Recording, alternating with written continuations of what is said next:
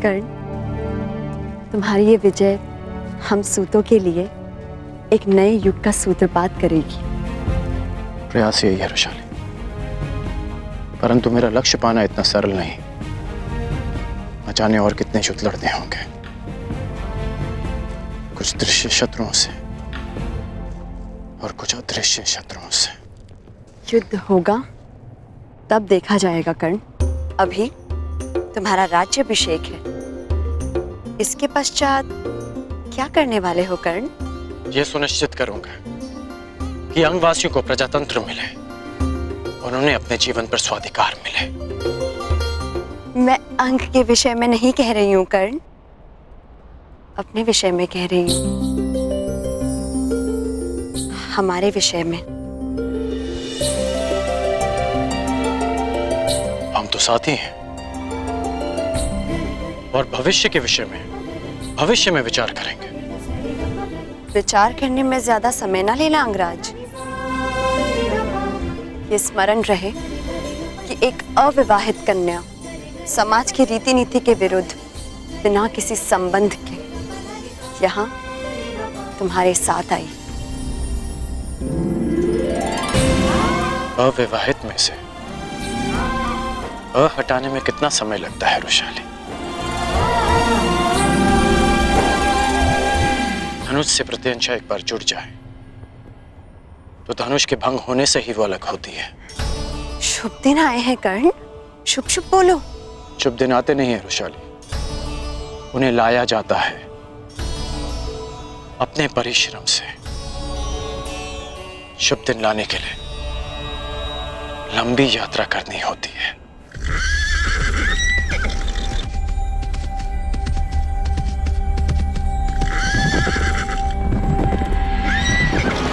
अंगराज कर्ण की, अंगराज कर्ण की, अंगराज कर्ण की, अंगराज कर्ण की, अंगराज कर्ण की, अंगराज कर्ण की, अंगराज कर्ण की, अंगराज कर्ण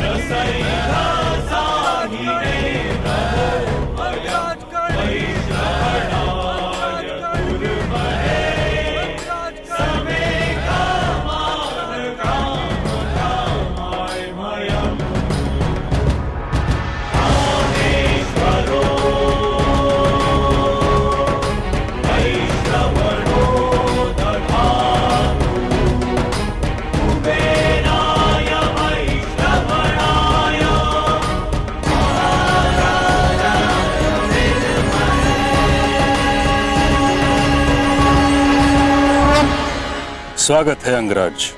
तुमने जो किया मैं उससे सहमत तो नहीं, परंतु तुम्हारी उपलब्धि का मैं सम्मान करता हूं।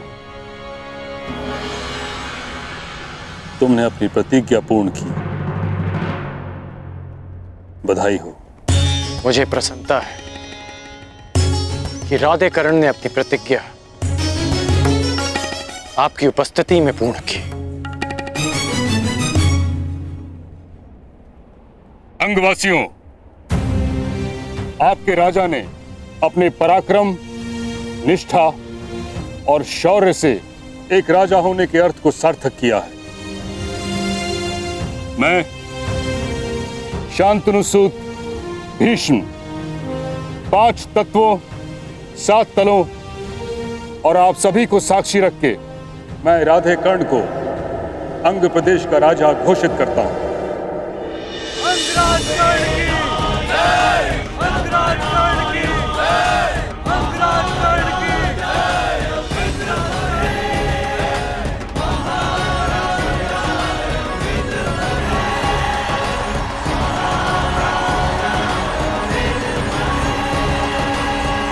अंगराज कर्ण की।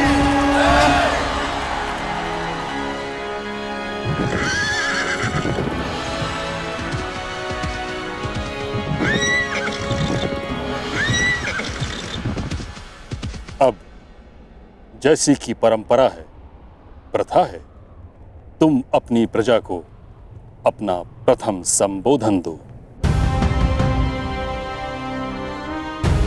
अंगवासियों, मुझे आशा है कि आप अपने राजा के लिए शीघ्र ही एक उत्तम सिंहासन की व्यवस्था अवश्य करेंगे। उसकी आवश्यकता नहीं मामाई।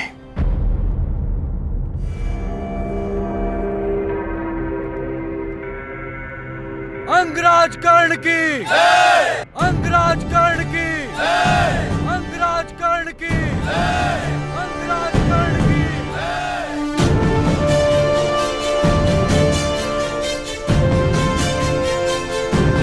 मुझे स्मरण है जब पहली बार मैंने अंग की धरती पर अपना पांव रखा, मेरे स्वागत के लिए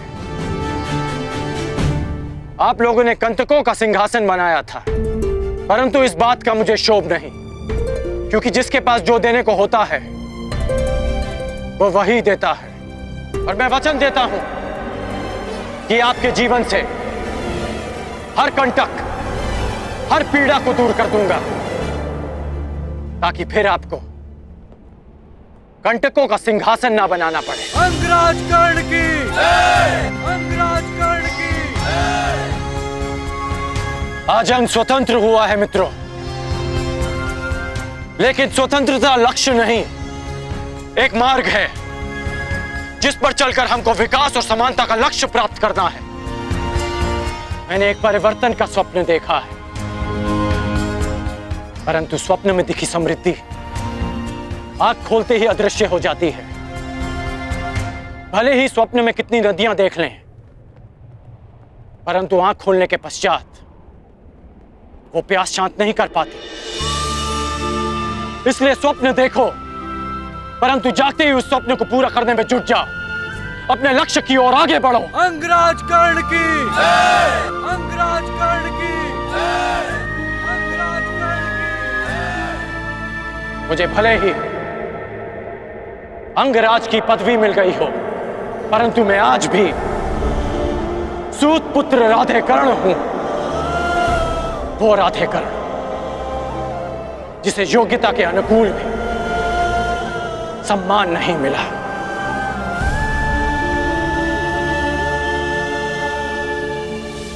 अंग का लक्ष्य है सम्मान पाना, अंग का लक्ष्य है परिवर्तन पाना। मेरी नीति कहती है कि राजा को शासन नहीं, सेवा करनी चाहिए अपनी प्रजा की, अपने राज्य की, और वही मैं करूंगा। मैं आपको स्वतंत्रता देता हूं कि आप अपना भविष्य स्वयं चुन सकते हैं। अब से जन्म के आधार पर नहीं, कर्म के आधार पर वर्ण निश्चित किया जाएगा।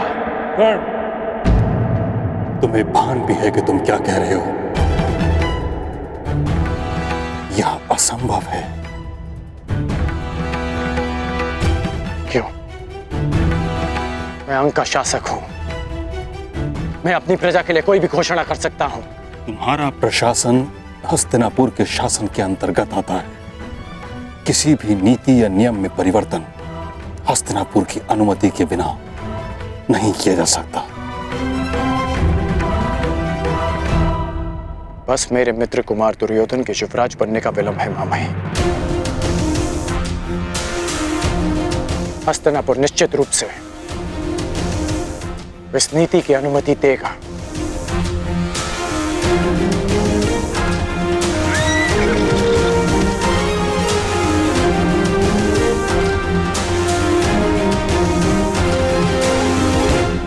ये कौन है? लगता है कोई संदेश आया है।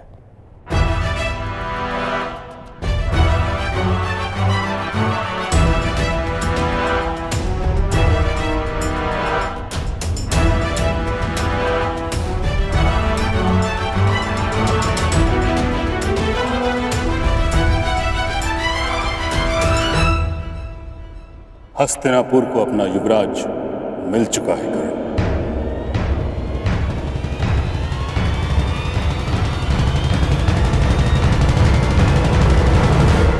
युधिष्ठिर को युवराज के पद पर शोभित किया गया। अब तुम्हें कोई भी नीति लागू करने के लिए अपने मित्र दुर्योधन से नहीं, युधिष्ठिर से अनुमति लेनी होगी।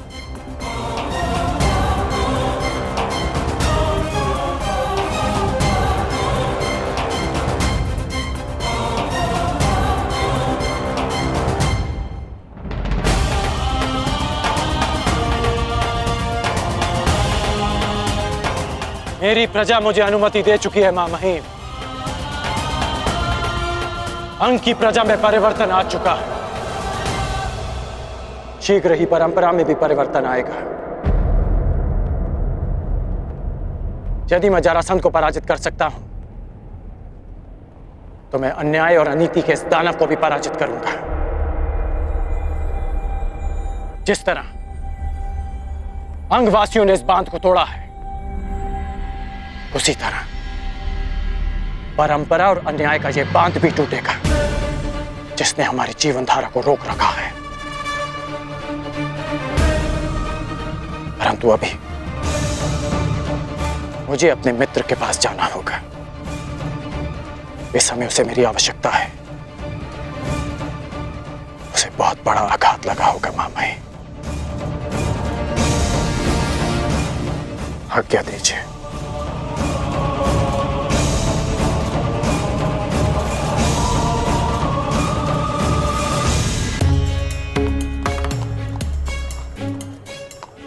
महीनों पश्चात भुगत ग्राम में आया वृषाली। बहुत प्रसन्नता हो रही है। आशा है कि भगत ग्राम वासियों को भी हमें देखकर उतनी ही प्रसन्नता हो रही होगी।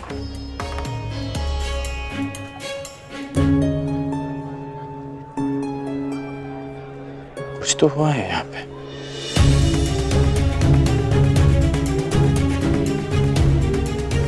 इन लोगों को देखकर लगता है कि कुछ अवांछित घटा है यहाँ।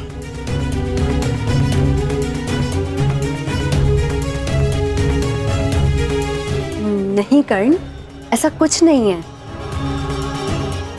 तुम मुझे यहाँ छोड़ो और कुमार दुर्योधन के पास जाओ। इस समय उन्हें तुम्हारी आवश्यकता है। वृषाली, यहाँ की जो भी समस्या है उसका हल तुम लौटकर भी निकाल सकते हो कर्ण, परंतु इस समय तुम्हारा कुमार दुर्योधन के साथ होना अधिक आवश्यक है।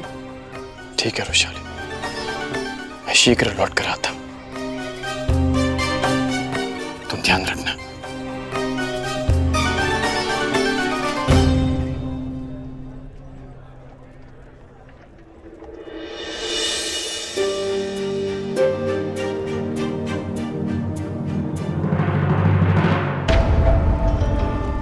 युधिष्ठिर को युद्ध में मैं भेजूंगा। मैं, और युद्ध में प्राण तो किसी के भी जा सकते हैं ना पुत्र। सत्यवचन महाराज, सत्यवचन।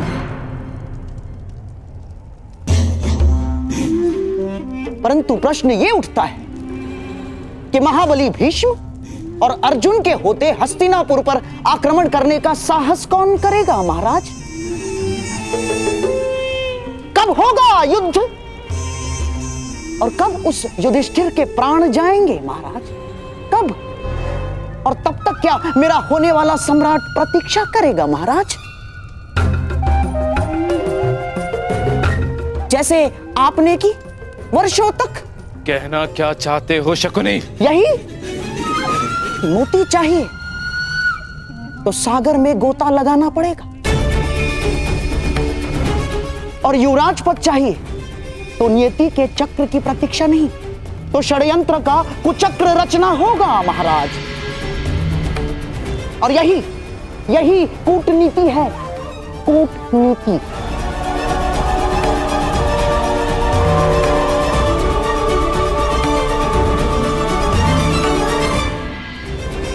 मामाश्री, केवल आप हैं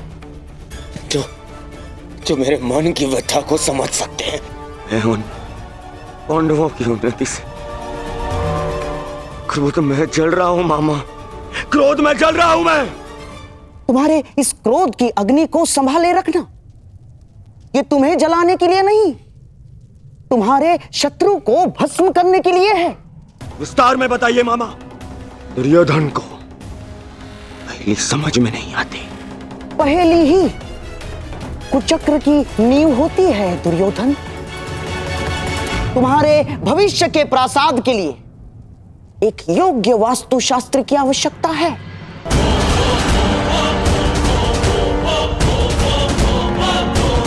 तुमने कभी पुरोचन का नाम सुना है?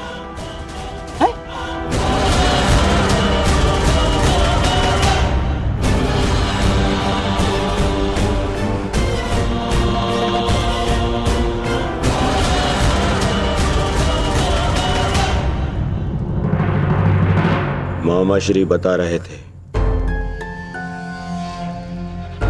कि मायावी दानव के पश्चात यदि कोई संसार में महान वास्तुकार है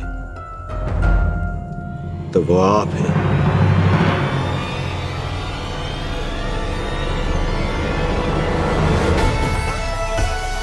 परंतु क्या ये कार्य आप कर पाएंगे पुरोचन? मैं एक विध्वंस किए हुए नगर का पुनः निर्माण भी कर सकता हूं और एक महानिर्माण से विध्वंस का सूत्रपात भी कर सकता हूं।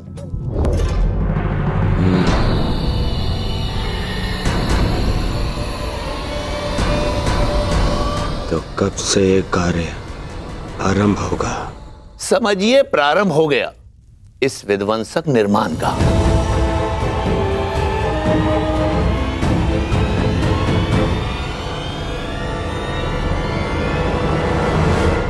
कल ही आपके समक्ष एक लघु निर्माण प्रस्तुत होगा। भवन होता है उसमें निवास करने वालों की रक्षा के लिए, परंतु यह भवन अपने निवासियों के लिए चिता बन जाएगा।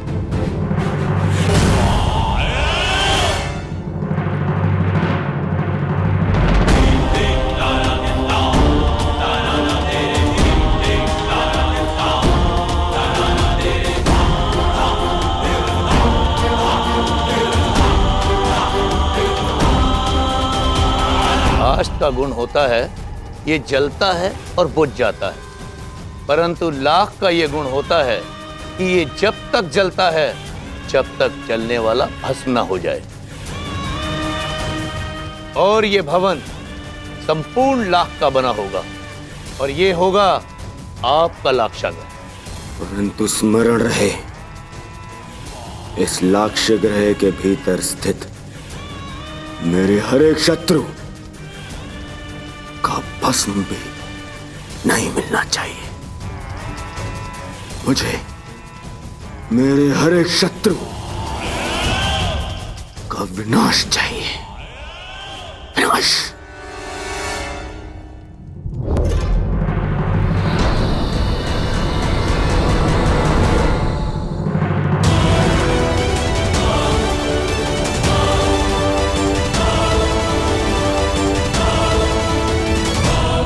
शत्रु का नाश अवश्य होगा मित्र।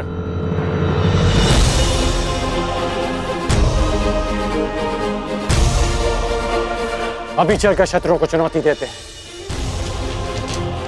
आज्ञा दीजिए।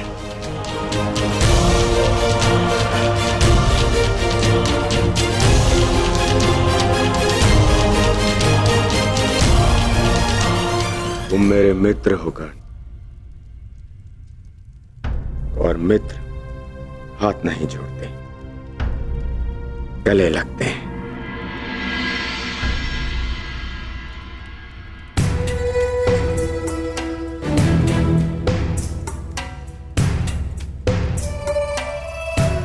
यदि आचार्य द्रोण अनुमति देते तो आज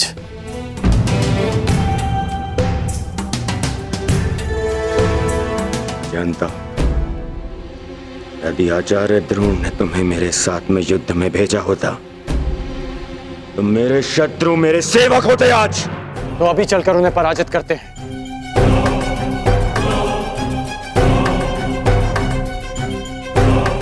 होगी, उनकी पराजय अवश्य होगी, परंतु युद्ध करके नहीं। क्यों पुरोचन महोदय? जी महाराज कुमार। कर्ण, ये हैं पुरोचन और रब। ये हमारे लिए युद्ध लड़। युद्ध करे बिना पांडवों को कैसे परास्त किया जा सकता है? ऐसा कौन सा मार्ग है? मार्ग है, उन्हें भान भी नहीं होगा और उनका अस्तित्व सदैव के लिए मिट जाएगा।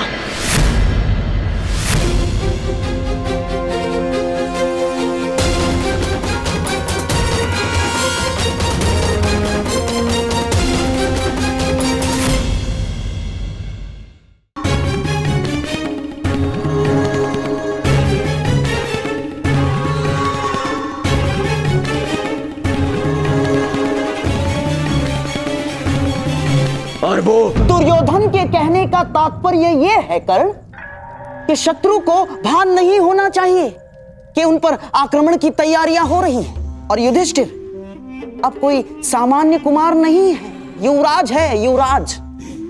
और उस पर आक्रमण करने से पूर्व भीषण तैयारियां करनी होंगी, और वो भी गुप्त रूप से, है ना मेरे होने वाले सम्राट?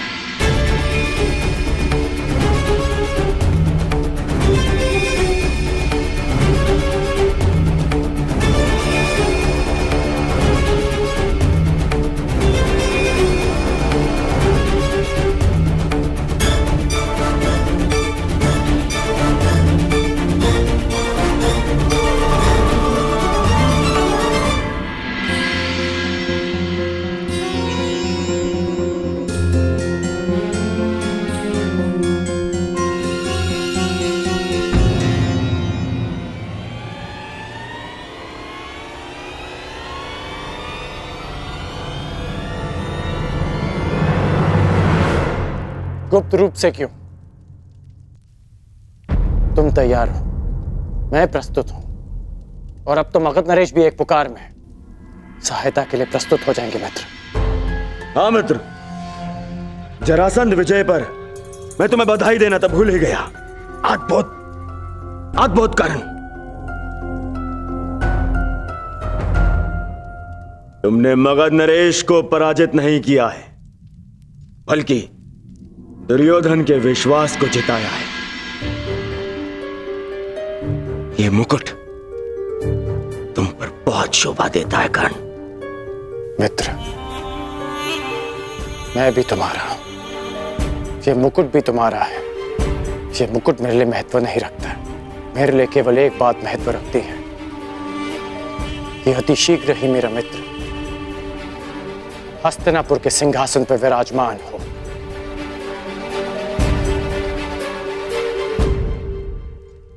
महाराज कुमार की जय हो। भोगत ग्राम में विकट समस्याएं आ गई हैं। वहां पर अंगराज की उपस्थिति तुरंत आवश्यक है। आज्ञा दीजिए मित्र, बहुत जल्द सेवा में प्रस्तुत होता हूं।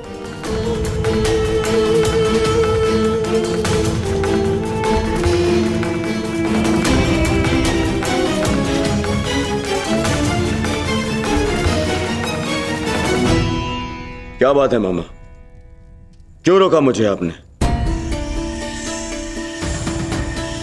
क्या आपको कर्ण की मित्रता और निष्ठा पर संदेह है? ना ना ना ना ना ना, कर्ण की निष्ठा पर मुझे कतई संदेह नहीं ना, परंतु उचित और अनुचित को लेकर उसके विश्वास पर भी संदेह नहीं। समझ गए? और हां, कर्ण को हम बुलाएंगे, अवश्य बुलाएंगे, किंतु तब जब हमें एक योद्धा की आवश्यकता होगी। हाँ, कर्ण केवल एक युद्ध का पासा है दुर्योधन, केवल युद्ध का पासा। षड्यंत्र के चौपद में उसका कोई स्थान नहीं ना, इसीलिए उसे इस योजना से दूर रखना ही श्रेयस्कर होगा। समझ गए? वाह वाह वाह।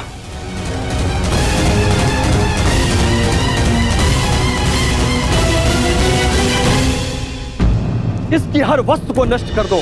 अरे इतने दिनों तक ये कर्ण के साथ रही, अविवाहित होने के पश्चात भी। ये तो पाप है, ये पतिता है, इसलिए इससे जुड़ी हर वस्तु को आज हम इस अग्नि में भस्म कर देंगे। जला दो। और नहीं तो क्या, हमारी भी पुत्रियां हैं, और अगर इसे दंड नहीं दिया गया तो इन्हें भी अनुचित करने की प्रेरणा मिलेगी।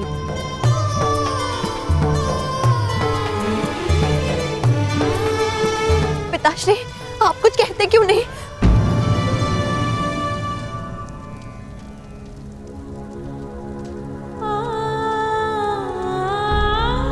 पिताश्री, क्या क्या भी यही लगता है कि आपकी पुत्री पतिता है, कि उसने कोई ऐसा कार्य किया है जो आपके मान के विरुद्ध है। क्या आपको ऐसा लगता है पिताश्री कि आपकी पुत्री अपनी मर्यादा को पार कर सकती है? मुझे अपनी पुत्री पर विश्वास है, मुझे अपनी पुत्री की पवित्रता पर विश्वास है, परंतु तेरा पिता होने के साथ साथ मैं इस समाज का एक सदस्य भी हूं, और हर समाज के कुछ नियम ऐसे होते हैं जिन्हें कोई नहीं तोड़ सकता, कोई नहीं बदल सकता, तेरा विवश पिता भी नहीं।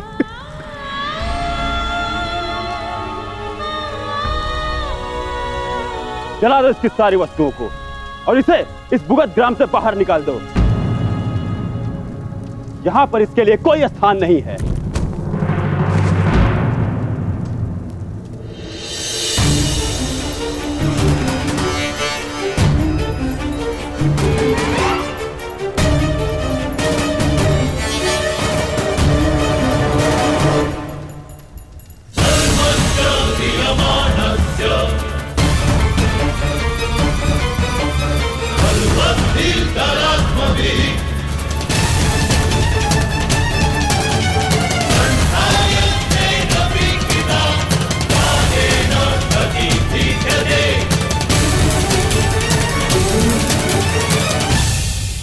मैं आप सबकी बात का समर्थन करता हूं।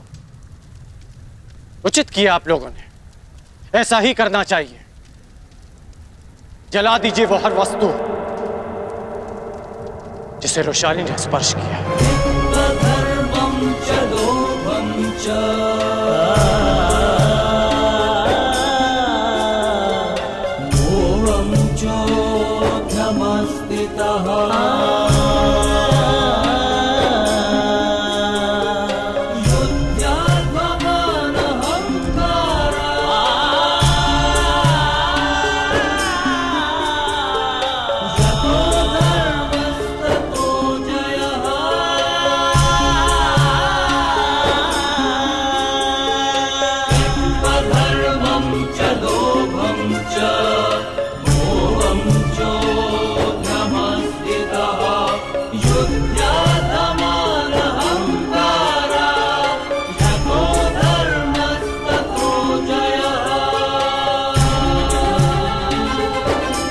क्योंकि अपवित्र वस्तु को पवित्र करने का एक ही मार्ग है कि उसे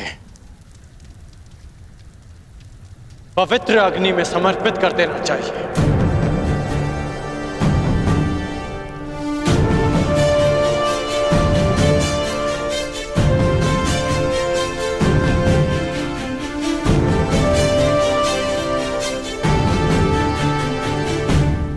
अगर आप सबको लगता है कि रोशाली भी अशुद्ध है तो इसे भी जला दो, परंतु इस नाते आप सबको भी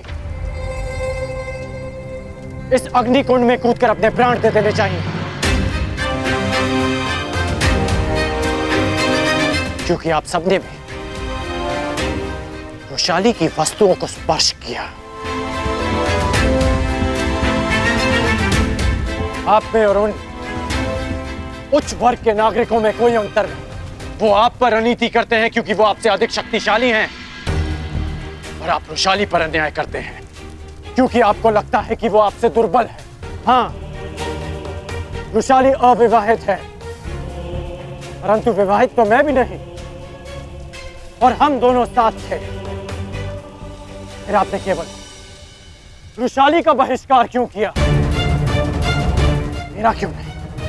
इसलिए क्योंकि रोशाली एक स्त्री है और मैं एक पुरुष, या इसलिए कि मैं आपसे अधिक शक्तिशाली हूं?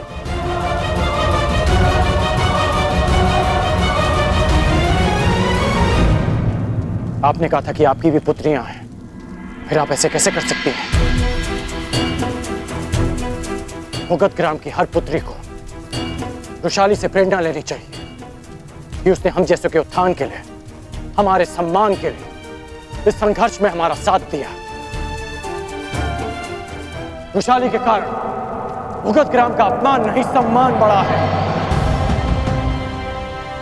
आज मेरे मन में खेद है, खेद है कि हमारी दुर्दशा का कारण स्वयं हमारी अपनी सोच है। ठीक कहा आपने, ठीक कहा कि यह स्थान रोशाली के लिए नहीं, क्योंकि उसमें और आप में बहुत अंतर है। जब भी आपको देखता हूं तो मन धुतकारता है कि मैं किसके लिए संघर्ष कर रहा हूं, और जब भी रोशाली को देखता हूं तो अनुभव होता है कि हाँ, मुझे उसके लिए संघर्ष करना है।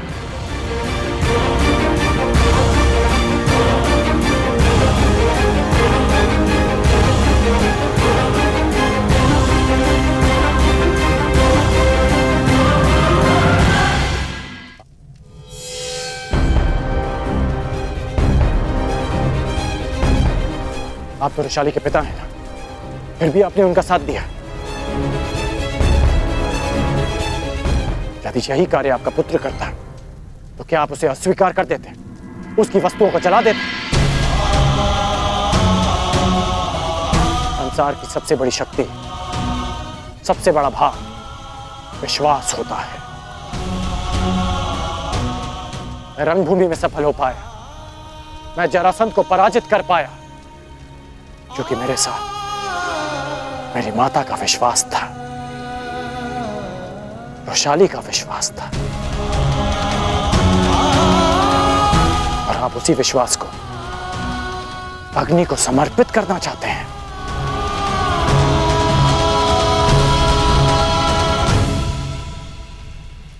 मुझे रोशाली पर विश्वास है,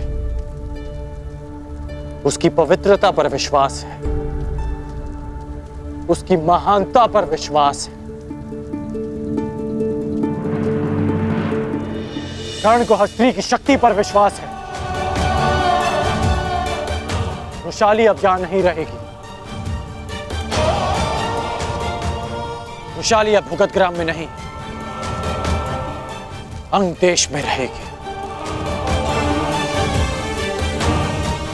वो अंग जो समानता में विश्वास करता है, वो अंग जो परिवर्तन का प्रयास करता है।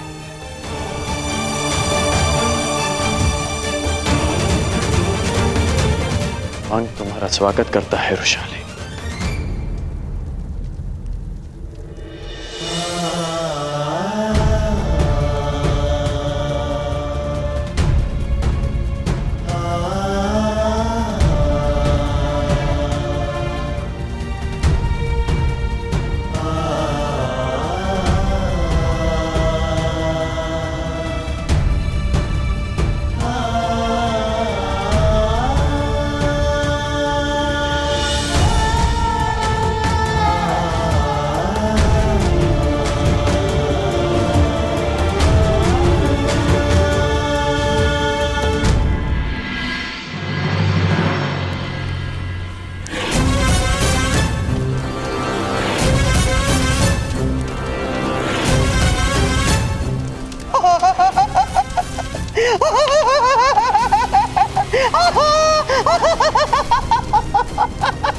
अद्भुत, अद्भुत पुरोचन।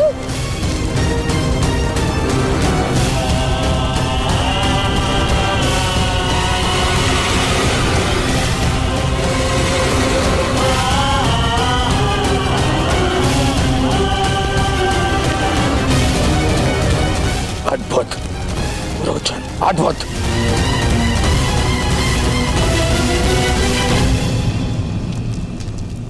परंतु क्या ये लक्ष्य ग्रह भी इसी लघु स्वरूप की तरह कार्य करेगा? निसंदेह महाराज, सर्प जितना सुंदर हो उतना अधिक विषैला होता है। इस लक्ष्य ग्रह की सुंदरता इतनी होगी कि आपके शत्रु इसमें रहने का मोह नहीं त्याग पाएंगे। कुछ त्यागेंगे तो अपने प्राण, क्योंकि इस लक्ष्य ग्रह में लगी अग्नि का ताप असहनीय होगा। ज्वाला इतनी शीघ्रता से फैलेगी कि उन्हें बाहर निकलने का मार्ग नहीं सूझेगा। तो निर्माण प्रारंभ करो पुरोचन। जो आज्ञा राजकुमार।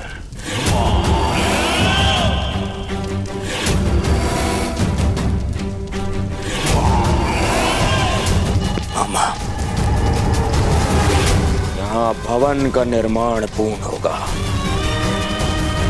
वहां पांडवों के निर्माण की तैयारी। सत्य वचन मेरे होने वाले सम्राट, सत्य वचन। परंतु जब तक पुरोचन भवन बनाएगा, तब तक क्या तुम स्वप्नों में ही व्यंजन पकाते और चखते रहोगे? मामा, आपका तात्पर्य क्या है? तात्पर्य तात्पर्य मार्ग में कांटे सबको मिलते हैं। एक मूर्ख यात्री केवल कांटों को झाड़कर आगे बढ़ जाता है, परंतु एक बुद्धिमान यात्री कांटों के वृक्ष को ही समूल नष्ट कर देता है, समूल, ताकि कोई दूसरा कांटा जन्म ना ले। दूसरा कांटा? हाँ मेरे होने वाले सम्राट, दूसरा कांटा। मान लो ईश्वर की कृपा या नियति के पक्षपात के कारण पांडव लाक्षागृह से बच निकले तो?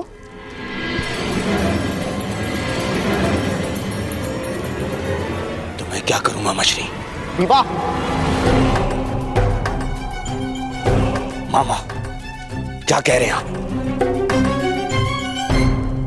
विवाह?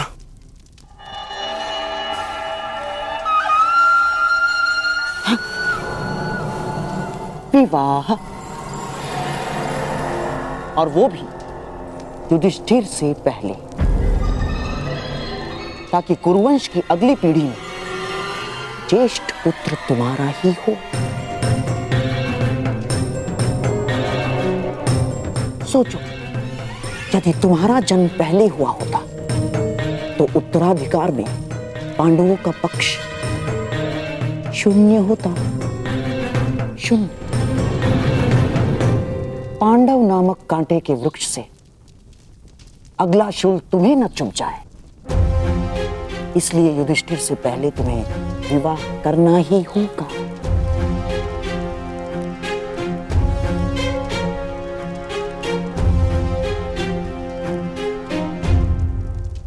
परंतु अचानक मेरे विवाह की बात।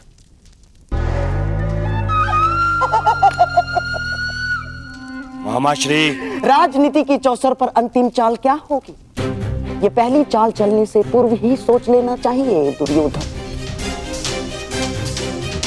गुप्तचरों से सूचना प्राप्त हुई है कि कलिंग के कन्या के स्वयंवर का न्योता कल राजसभा में आने वाला है,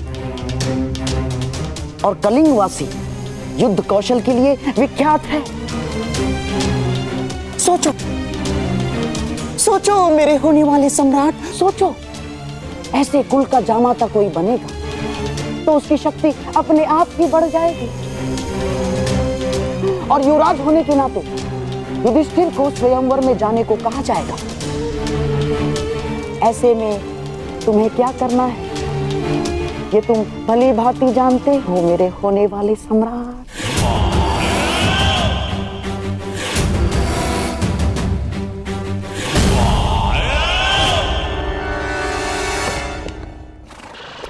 तुम जानते हो ना कर्ण, तुमने क्या किया है?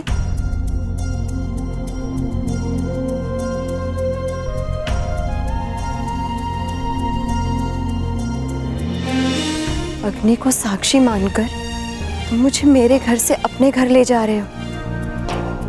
जानते हो ना इसका अर्थ?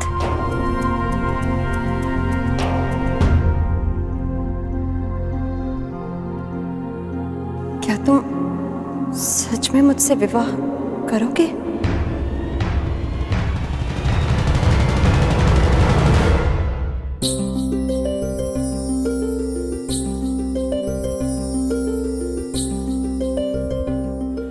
अपना हाथ आगे बढ़ा।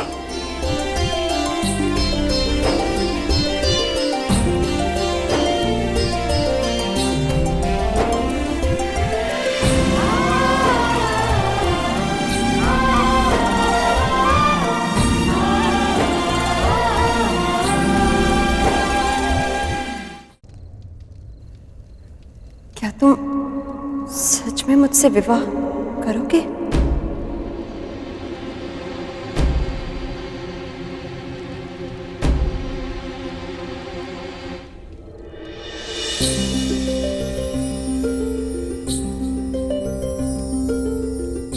अपना हाथ आगे बढ़ा।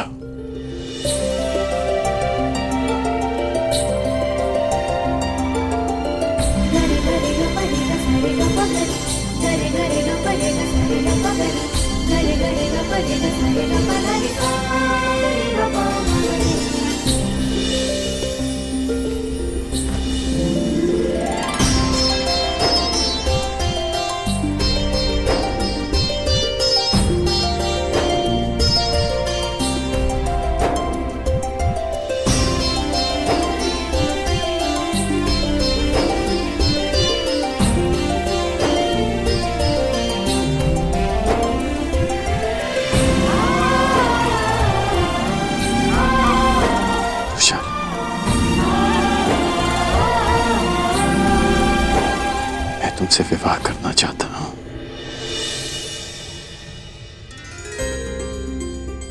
क्या तुम मुझसे विवाह करोगी?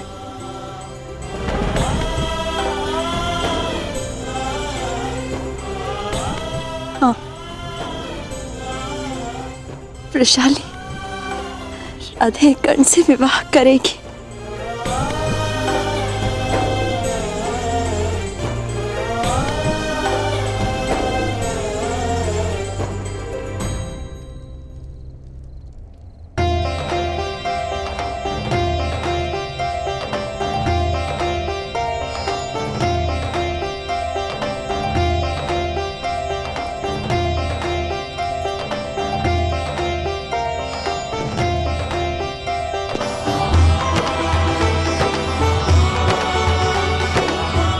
चले।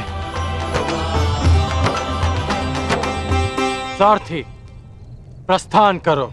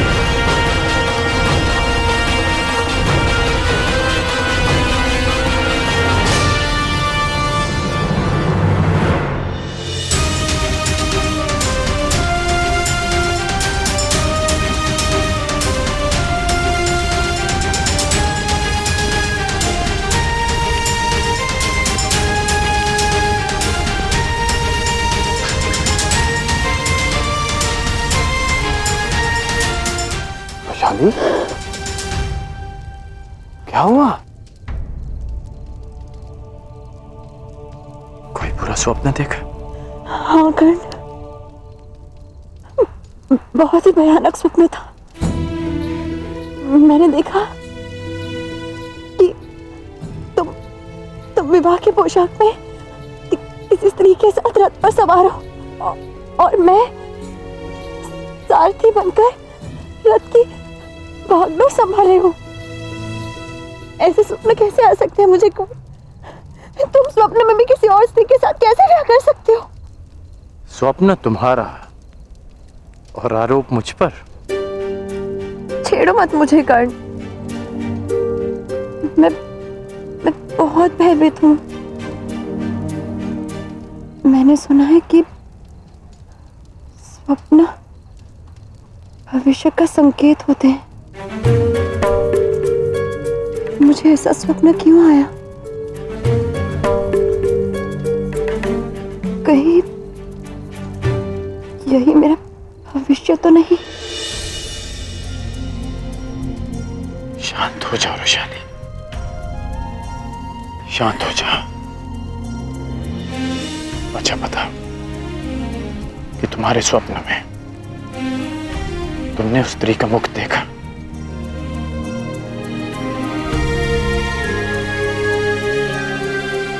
तो फिर तुम कैसे कह सकती हो कि वो कोई और स्त्री थी? तुमने ठीक कहा कि स्वप्न भविष्य का संकेत होता है। यदि हम जीवन को रथ मानकर चलें, तो ये स्वप्न संकेत कर रहा है कि इस राधे कर्ण की जीवन संगनी भी तुम हो और सारथी भी तुम। जिस पुरुष की पत्नी उसकी सहयात्री होने के साथ साथ मार्गदर्शिका भी हो तो बड़ा भाग्यशाली होता है।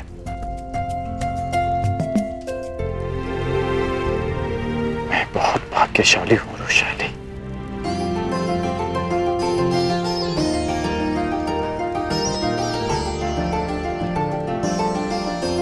ईश्वर करे इस स्वप्न का संकेत वही हो जो तुमने समझाया, वो नहीं जो मैंने समझा।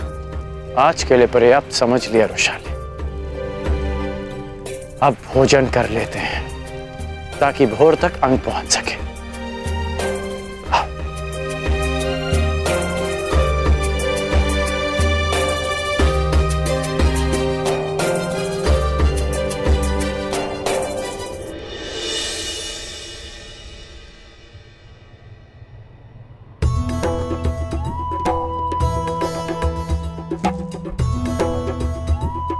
अंगराज कर्ण की, अंगराज कर्ण की, अंगराज कर्ण की, अंगराज कर्ण की, अंगराज कर्ण की, अंगराज कर्ण की, अंगराज कर्ण की। अंग अपने राजा का स्वागत करता है। आप अति शीघ्र लौट आए अंगराज। हाँ, क्योंकि आप सबको शुभ सूचना देनी थी। मैंने विवाह करने का निश्चय कर लिया।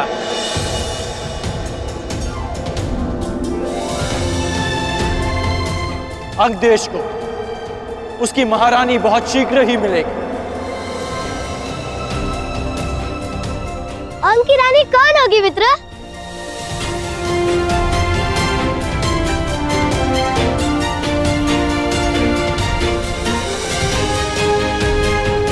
वो शीघ्र ही यहां आएंगी मित्र, स्वयं देख लेना। तो आपने अंग को महारानी देने का कौन सा दिवस निश्चित किया?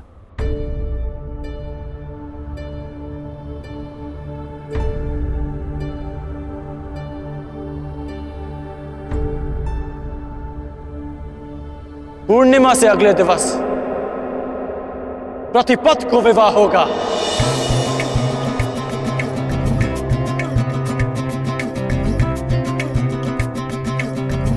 मेरे जीवन का सबसे सुंदर दिन प्रारंभ होगा। तो दिवस तो अति अल्प रह गए हैं। मित्रों, चलो अपने राजा के विवाह की तैयारियां शुरू की जाएं। चलो चलो चलो।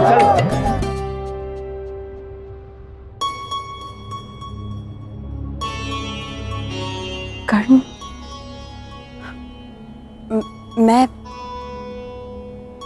मैं सोच रही थी कि बिना माता पिता के विवाह,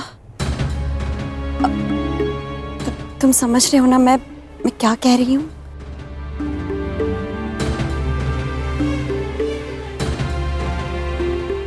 रुशाली, हमारा विवाह माता पिता के आशीर्वाद से ही होगा। मैंने माता और पिताश्री को यहां आने का संदेश दे दिया है और तुम्हारे पिताश्री को भी निमंत्रण भिजवा दिया है रुशाली।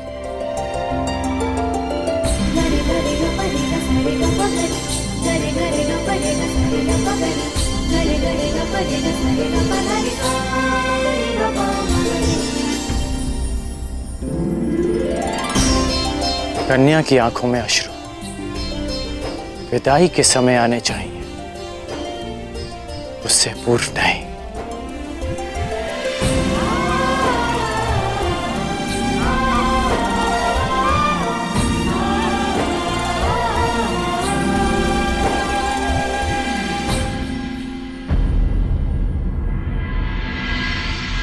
तो तुम भी स्वयंवर में जाना चाहते हो पुत्र?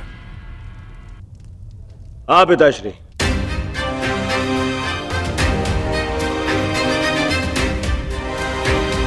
नहीं कुमार, ये नियम के विरुद्ध है। जब तक ज्येष्ठ पुत्र अविवाहित है, युवराज अविवाहित है, तब तक कोई और कुमार स्वयंवर में नहीं जा सकता।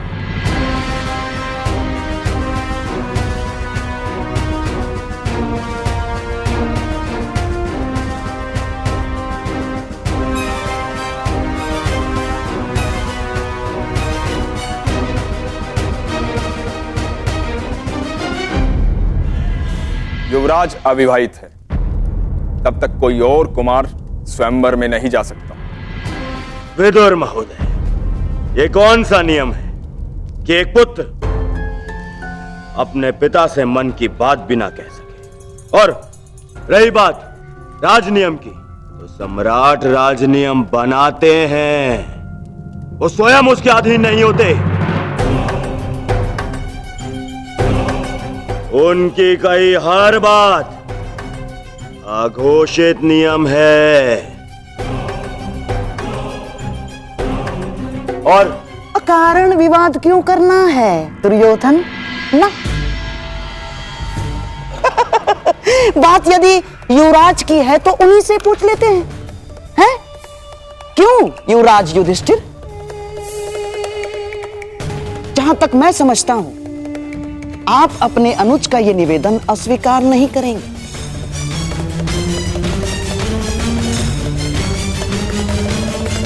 निसंदेह है मामाश्री, यदि अनुज दुर्योधन स्वयंवर में साथ जाना चाहते हैं तो मुझे कोई आपत्ति नहीं।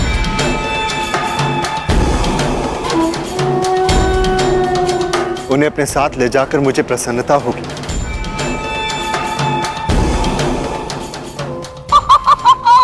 साधु साधु, आपका अपने भाई के प्रति प्रेम अतुलनीय है।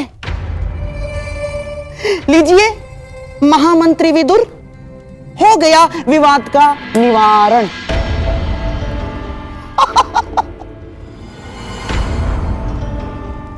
अब दोनों भाई प्रसन्नतापूर्वक स्वयंवर में जाएंगे, और यदि कुमार दुर्योधन साथ रहेंगे तो युवराज युधिष्ठिर की सुरक्षा भी हो जाएगी।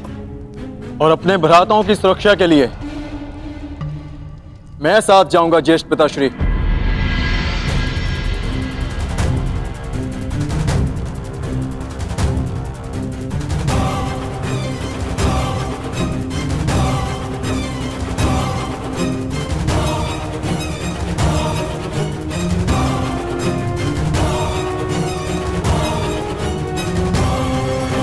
अपने भ्राताओं की सुरक्षा के लिए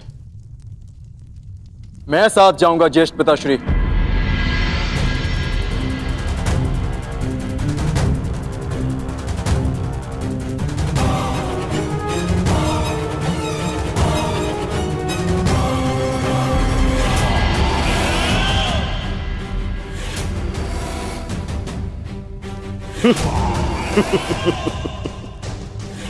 स्वागत है अर्जुन, स्वागत है तुम्हें। मेरा एक मित्र भी तुमसे मिलने के लिए ललायत है।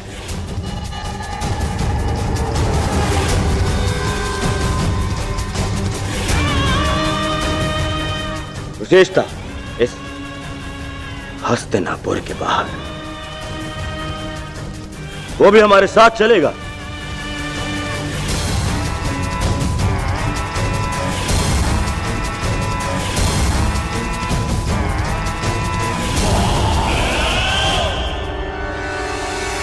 विदुर, कलिंग नरेश को संदेश भेज दिया जाए कि हस्तिनापुर के कुमार स्वयंवर में पधार रहे हैं।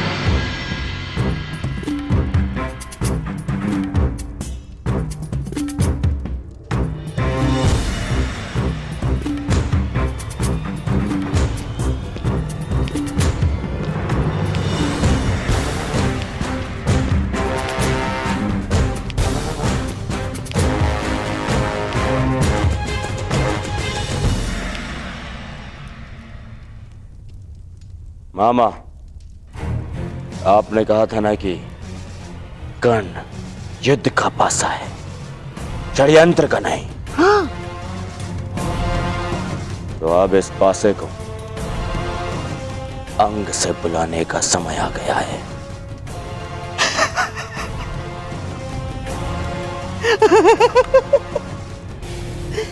मेरे होने वाले सम्राट।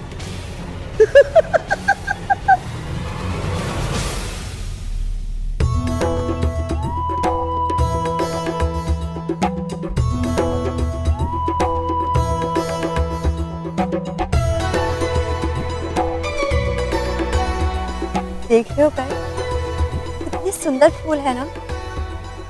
हम हमारे विवाह में ऐसे ही पुष्पों से सज्जा करवाएं।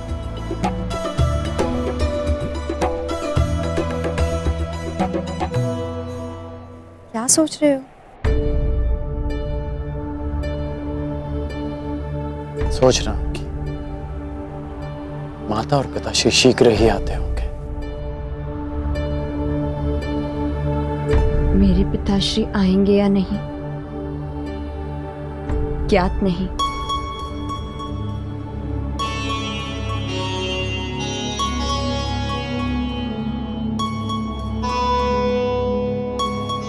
अच्छा एक बात बताओ, क्या सोचा है तुम? विवाह के पश्चात तुम्हारा घर कैसा होगा? पहली बात, वो मेरा घर नहीं हमारा घर होगा। और दूसरी बात, वो भले छोटा होगा परंतु सुंदर होगा। भित्तियों पर सुंदर सुंदर कलाकृति, दोनों पर कलाकृतियां, श्वेत और दूसरे रंग की यवनिकाएं, और खिड़की से ऐसा दृश्य होगा जहां से सूर्य भी दिखे और चंद्रमा भी। और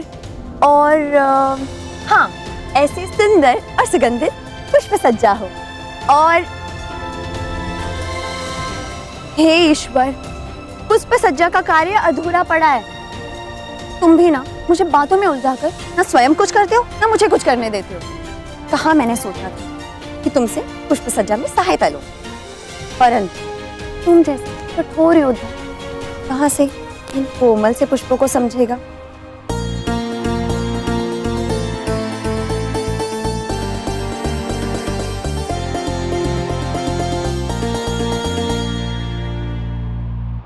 तुम्हारे साथ रह रहकर समझ गया।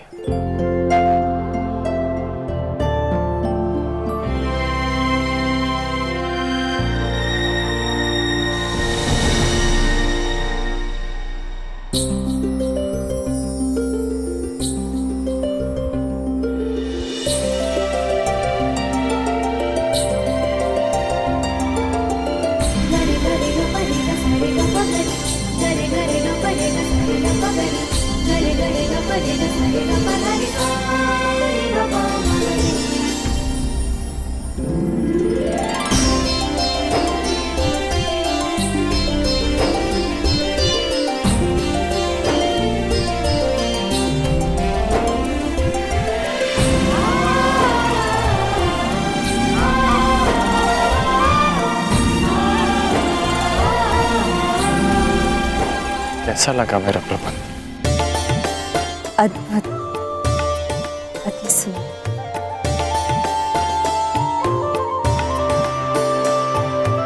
हमारा प्रेम इन फूलों की तरह रहेगा,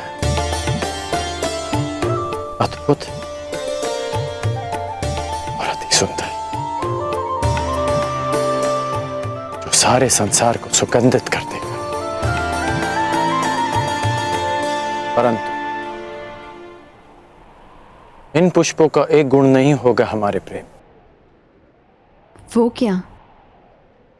ये हमारा प्रेम कभी मुरझाएगा नहीं।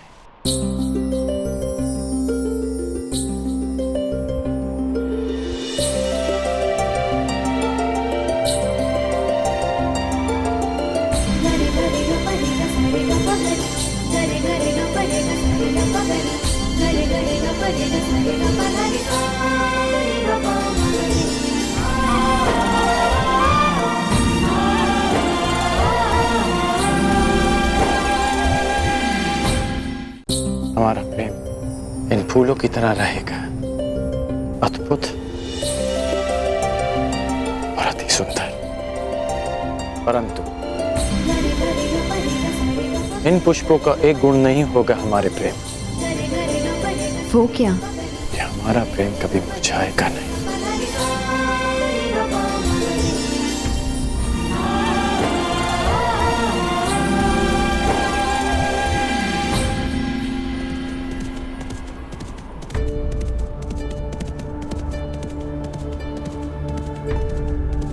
रथ आने की ध्वनि है। प्रतीत होता है काका काकी आ गए। कदाचित मेरे बाबा भी।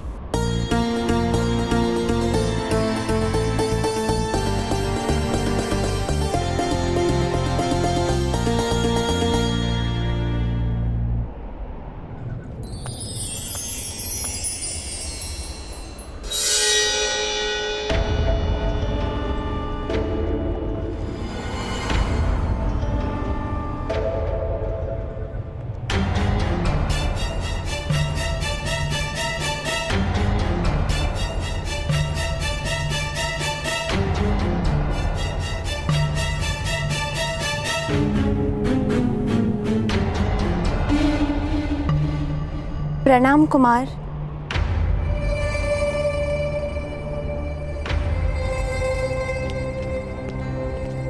मित्र दुर्योधन, यहाँ अचानक?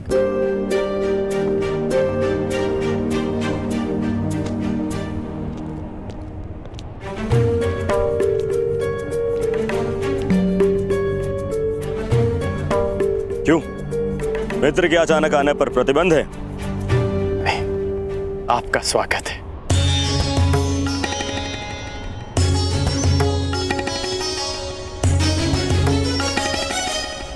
कैसे हो मित्र? आश्चर्यचकित हूं। आने का संदेश तो दिया होता मित्र, कम से कम स्वागत का प्रबंध तो कर लेता। स्वागत के समय नहीं है मित्र, हमें अभी और इसी समय कलिंग की ओर प्रस्थान करना है। चलो। अचानक कलिंग?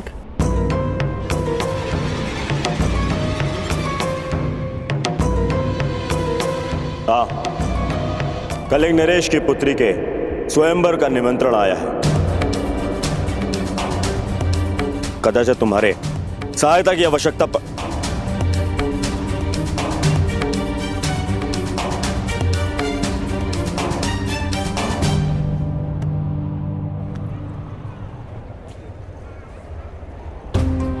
अब इसे क्या हुआ है? वो वैशाली और मेरा विवाह होने वाला है। तुम्हें भी निमंत्रण भिजवाया है मित्र। विवाह? कब है विवाह? पूर्णिमा के अगले दिन। तो मुझे लगा था कि अगर तुम मेरे साथ में चलोगे तो उचित होगा, परंतु तुम्हारा विवाह भी है।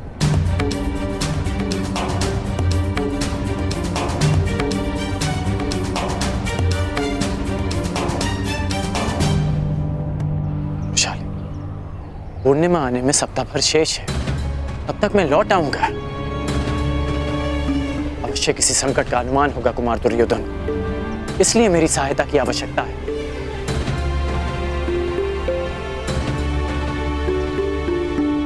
समझने का प्रयास करो वैशाली, मैं कुमार दुर्योधन का ऋणी हूं। उन्होंने मेरा लक्ष्य प्राप्त करने में मेरी बहुत सहायता की और आज उन्हें सहायता की आवश्यकता है। मैं उन्हें निराश नहीं कर सकता। मित्र की सहायता कर्ण का परम धर्म है।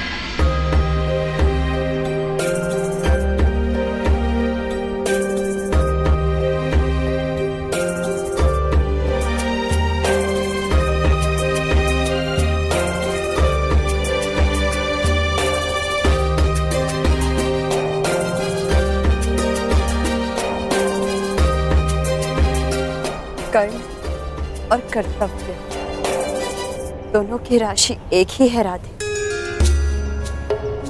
जिसके साथ जीवन के मार्ग पर चलना है, उसके कर्तव्य के मार्ग पर बाधा नहीं बनेगी ये वृषाली।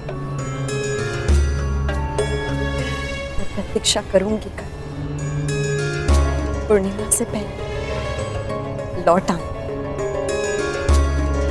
और हाँ, स्वयंवर में सम्मिलित होने जा रही हूँ, अकेली ही लौट। कोई भी हो, सौत किसी को नहीं भाती।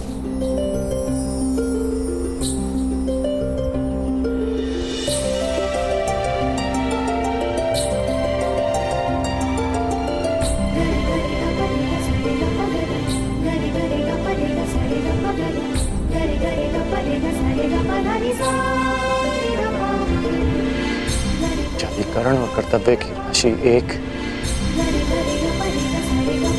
शादी और विश्वास की राशि भी एक है।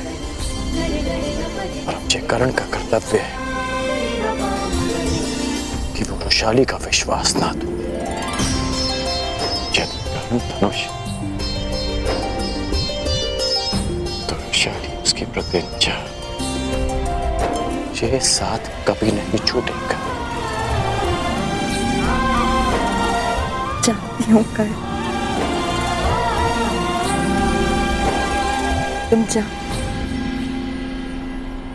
परंतु शीघ्र ही लौटना, क्योंकि ये प्रेम बड़ा विचित्र है। चंद्रमा घटता भी है, बढ़ता भी है, परंतु प्रेम में प्रतीक्षा और शंका केवल बढ़ती है। पूर्णिमा तक लौट आना कर, इस प्रतीक्षा को अमावस्या की अंतिम रात न बना दे। इस राधे करण का विवाह पूर्णिमा के अगले दिवस ही होगा, ये मेरा वचन है।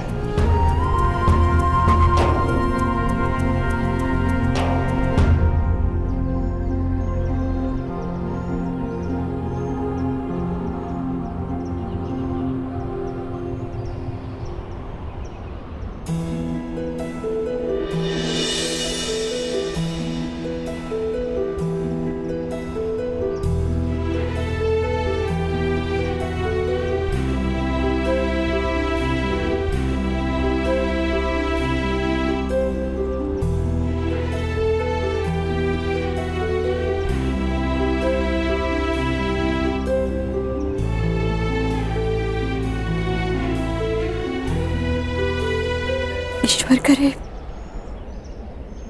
मेरा स्वप्न सत्य सिद्ध ना हो।